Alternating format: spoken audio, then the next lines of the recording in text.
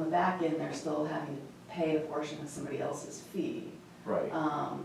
So, I mean, yeah, I think, you know, from a fairness standpoint, I think if someone chooses to pay, you know, with a debit or credit card or online, they have to pay whatever fee is charged. But, Right. you know, I know people won't be very happy because, you know, we're already increasing their rates and things like that. So, whatever you guys think we can do. Right. What do you think? I don't think if we pass it, you should limit it just to that. I think it should be anything that's a credit card. Yeah. To We, whatever I it's agree, for, it's for I agree, yeah, anytime anyone pays with a credit card, they need to. Permits, Mhm. I mean, it's happening everywhere, Mhm. restaurants, Yeah. everything, so. Right, Okay. all right, so go ahead and, Comments from the public? Okay. All right, well, I think that's, okay, we'll do. great. I don't know that I have anything in particular additional for the water fund, if either of you have any questions or comments. No, I don't.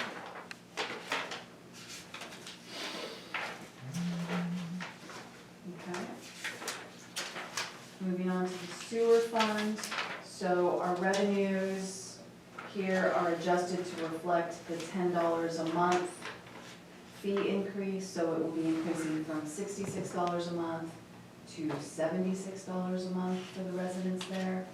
The additional revenue projected from that is approximately $38,000 per year.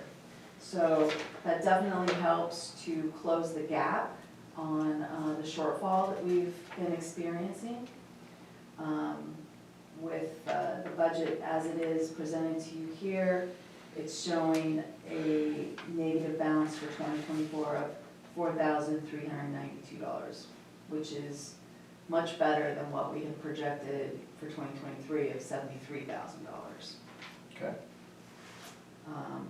So, and with that, as I had mentioned earlier, the shortfalls from sewer will be borrowed from water, all within Perk Crossing. And then once the sewer fund pays off its debt in 5 years, then it will start paying back those funds borrowed from water. Okay. Okay. And we did discuss the possibility of doing a long-term assessment of the sewer facility. I just got a proposal for doing that study from Spot Stevens and McCoy. And the cost of doing that study and the long-term projections that they gave me is $16,000. Yeah, so we can talk about that next week if you want. I just haven't had a chance to get it to you because it just came in. But, you know, we definitely do want to do a detailed breakdown of all the components of our sewer plant, their age, their life expectancy, so that we can start charting out what the upcoming, you know, issues may be, and then upgrades that we may want to do to the sewer plant to improve efficiency and life of the plant. So we can certainly look around and see if we can get additional quotes. I mean, Spot Stevens and McCoy is a very qualified firm, but if you want, we can keep looking I for guess- that.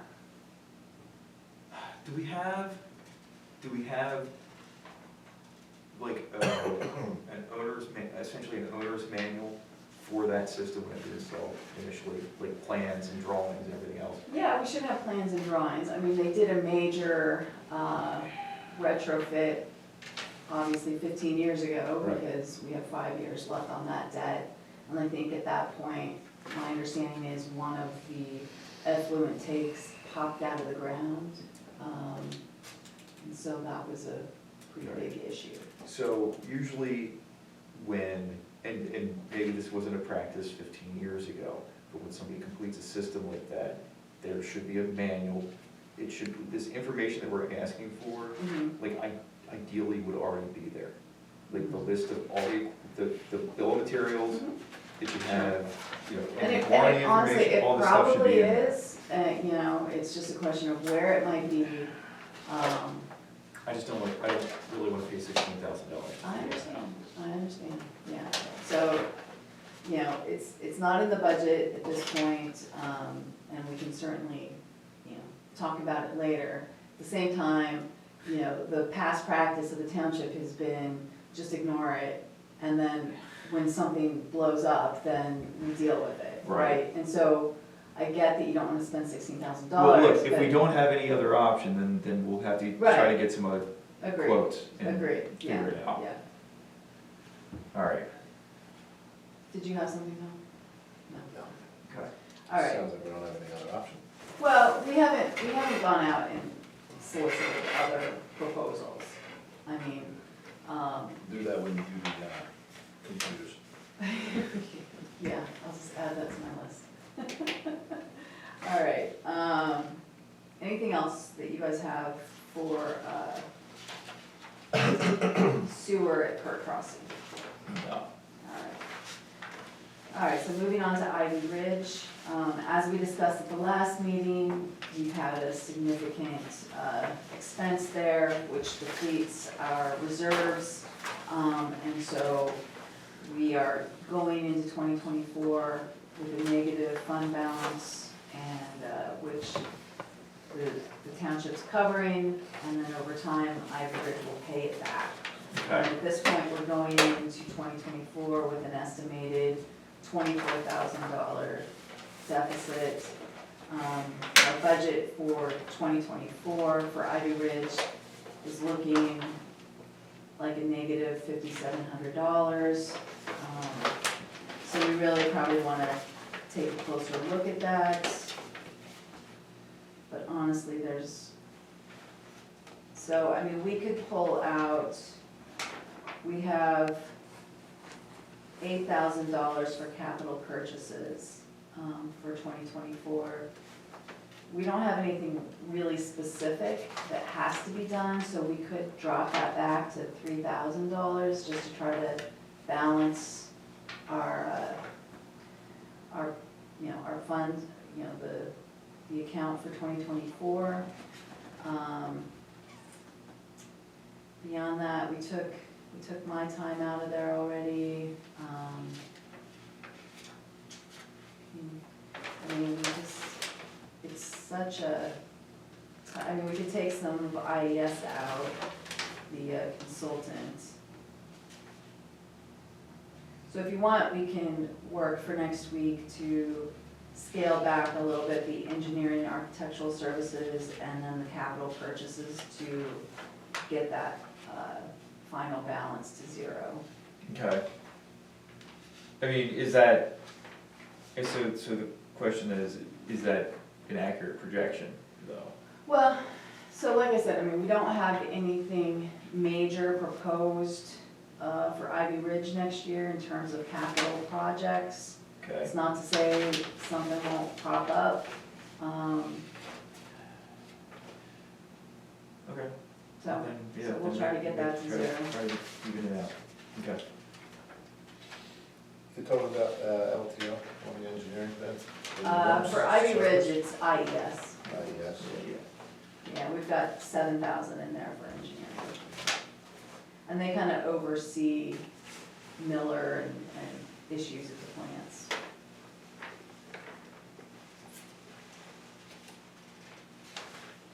All right, anything else for Ivy Ridge? No.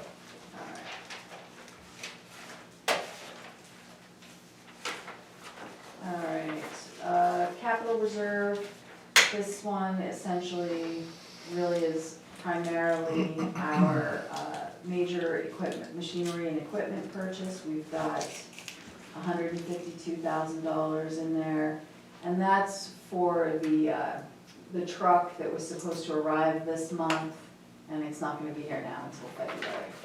So that's for that. We do have some money in there for engineering and architectural.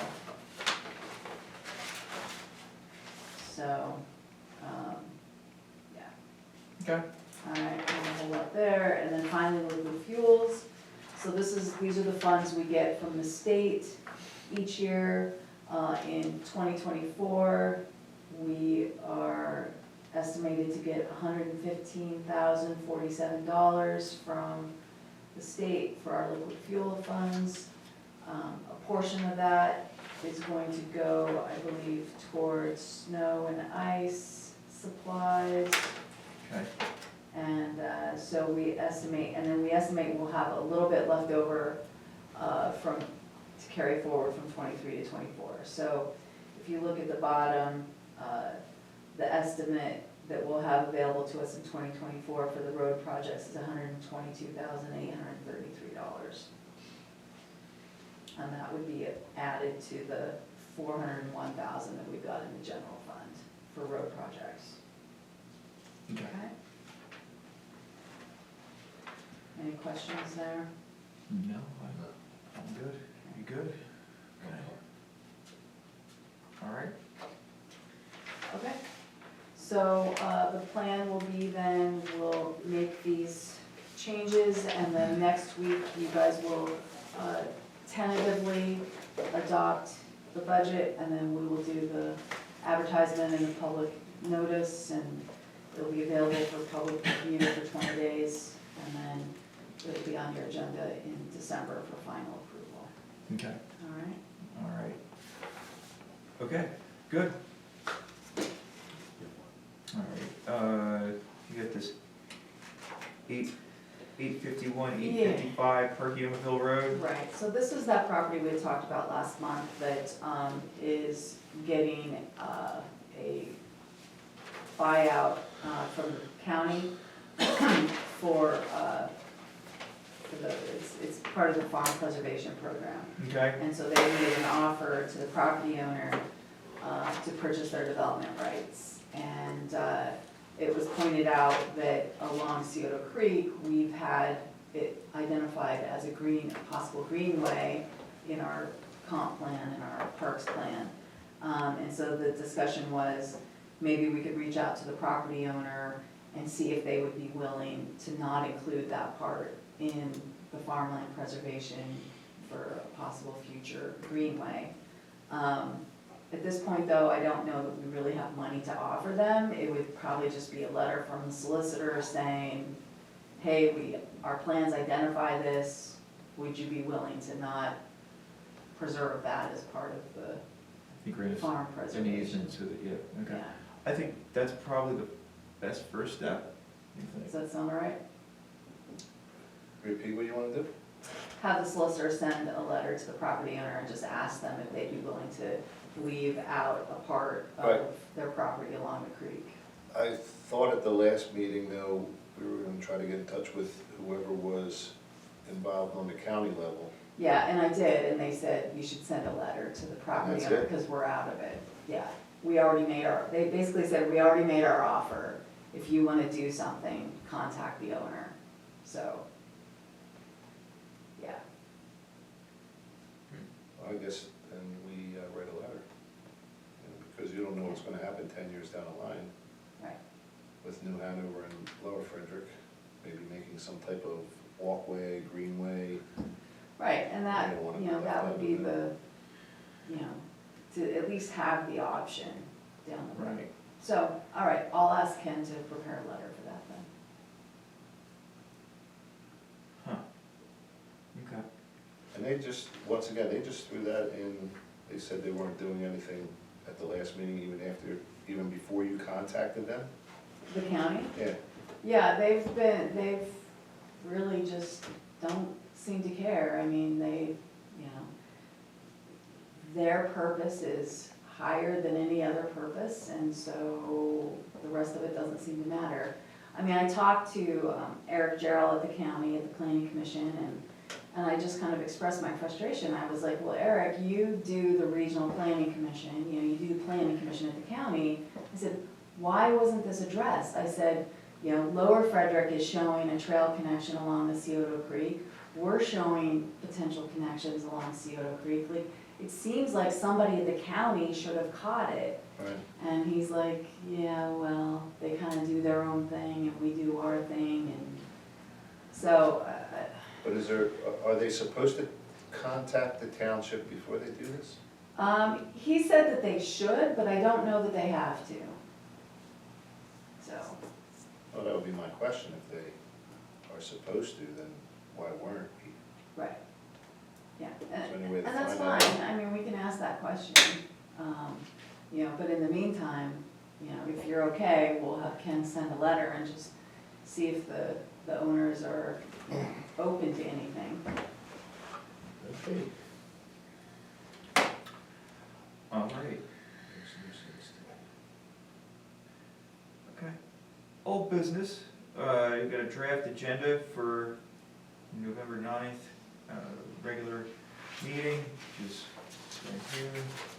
Right, so, you guys will reaffirm, no rate increases for taxes, I'm assuming? That's, No one's told me otherwise. that's the plan.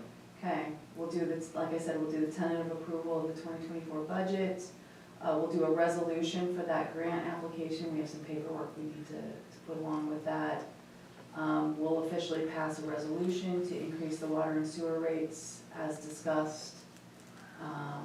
We'll talk about the fire marshal and the role and whether or not you want to do a active 911 membership or provide a beeper to the fire marshal. Okay.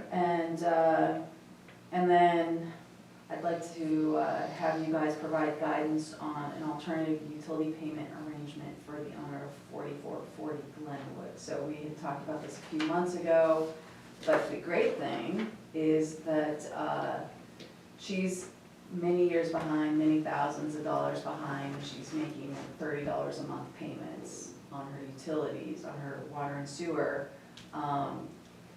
Ken went ahead and sent a letter to the mortgage company that has foreclosure proceedings underway on the property, and just asked them to pay all the back, the arrears of water and sewer, and it appears that they're going to. Okay. So they actually sent us a check, but it was issued to the wrong person or organization, so they're gonna resend us a check. So we're actually gonna collect $15,000, I think? A little over 15, A yeah. little over 15. Clears for But, Perkiomenville. yeah, so she'll be up to date through She'll be up to date November, but then what I'd like to do is have you guys kind of transition out of the $30 agreement and incrementally increase it so that we can try to get her to be more on track instead of falling behind again. Yep. So I'll come back to you with that. Okay. All right, that's it. All right, upcoming meetings, the Board of Supervisors regular monthly meeting, November 9th, 7 PM. Parks Board meeting, November 21st, 6 PM. Oh, wait, that's 7. 7 PM. Parks and Board meeting, 21st, 7 PM. Okay, Planning Commission meeting is November 30th at 7 PM. Announcements, playground at the dog park is closed next week for installation of new playground equipment and shade structures, and Election Day is Tuesday. Do I have a different agenda? She marked that on. Yeah, I just hand wrote it for Okay. Sean. Okay. And unless we have anything else to, Well, this was in here, was this something we were discussing or not? This was in mine. Oh, you have What was it in it? front of your book, I didn't know if you wanted that in there or not, so I left it Oh, on. all right, I guess not. okay, It's not on the agenda. all right. Then I will make a motion to end our meeting. Do I have a second? Second. All in favor?